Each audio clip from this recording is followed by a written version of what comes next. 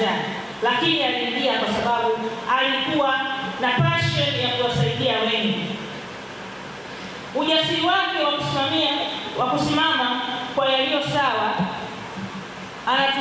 unatuchochea kuwa wasimamizi wanaofanya kazi katika jamii zetu, kusema kweli dhidi ya mamlaka na kujenga mustakabali bora.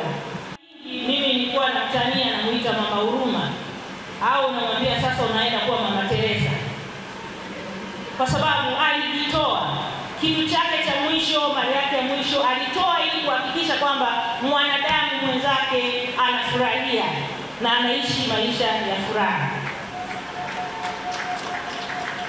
Alikuwa ni mama mwenye upendo, alikumbatia watu, especially watu wengi. Hata walipomkosea, hata wale wengine walimkosea, aliwakumbatia. Hapa kanisani nyinyi ni shuhuda tosha. Alikuwa akimkumbatia mtu yoyote, hata kama wewe unaweza ukasema hivi huyu naye ni wa nini, lakini yeye alimvuta, alimpenda na akamkumbatia.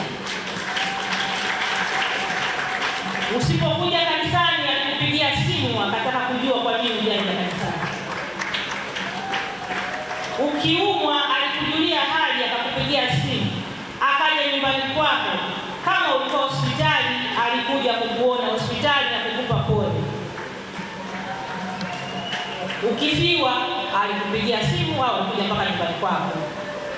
Hata hapa kanisani kulikuwa na vikundi vya kwenda kuona wagonjwa na waliofiwa na waliohitaji.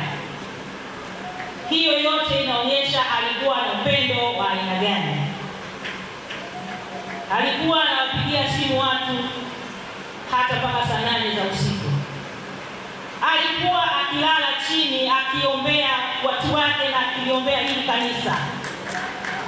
Hilo mimi nimemuona kwa macho yangu. Imagine anaacha kitanda chake. Mama alikuwa ni mtu mwenye uwezo tu na pesa zake na mali zake. Sasa kama hakupendi, anaachaje kulala kwenye kitanda chake comfortable, kwenye lile godoro linanesa, aende kulala chini ili akuombee wewe na mimi ili tuweze kupona. Huo ni upendo wa ajabu.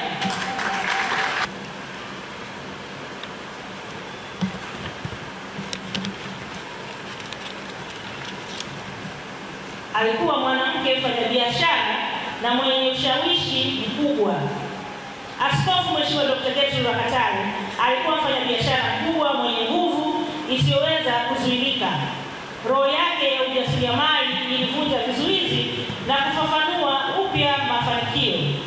Kwa bidii na uvumbuzi alijenga biashara ambazo zilitengeneza ajira, zikasaidia familia na kuchangia ukuaji wa uchumi wa Tanzania.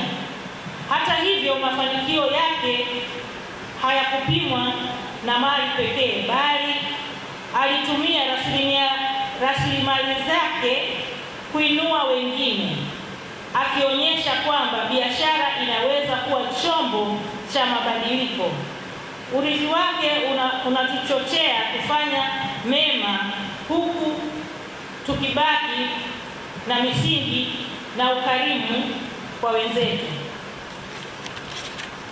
Labda wacha niseme kidogo pia kwamba mama yetu the late Dr. Gertrude Rwakatare aligusa maisha ya watu wengi hapa nchini. Aligusa maisha ya watu wa kila aina, kila nyanja, kila tabaka. Hakuchagua.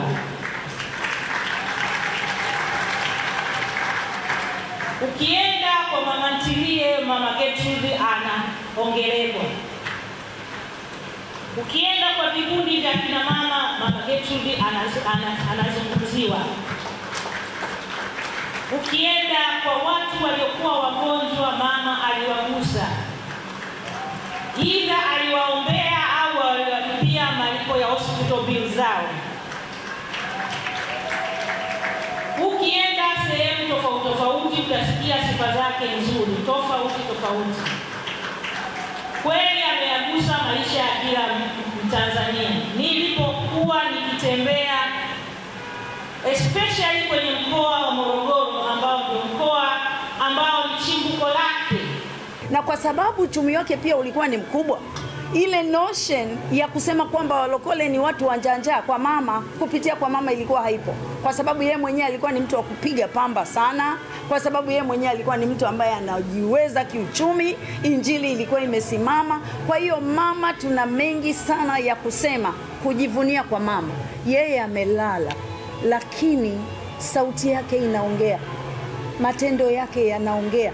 Kwa hiyo ni jukumu letu sisi kuhakikisha kwamba yale yote mema ya mama yanaendelea kuishi, tunaendelea kuyaenzi, na tunatakiwa tuyaonee wivu ili tuendelee kuyafanya kazi na kuyaenzi. Yale ambayo ameanzisha na sisi tunayaendeleza, hatukomi na bado kuna nguvu kuendeleza mama ameanzisha. Niambie jamii tu kwamba nawakaribisha Mlima wa Moto, kwamba mambo ambayo yalikuwa bado yanaendelea kuwepo. Ya Pasaka ni siku ya kukumbuka kufufuka kwa Yesu Kristo, ambayo ndio ushindi wa Mkristo, kwamba Bwana alipofufuka ndio tulipata nguvu. Kwa hiyo tunamshukuru Mungu kwa Pasaka hii, na natakia Tanzania wote Pasaka nzuri, baraka za Mungu, na washerekee kwa amani na utulivu katika jina la Yesu. Amen.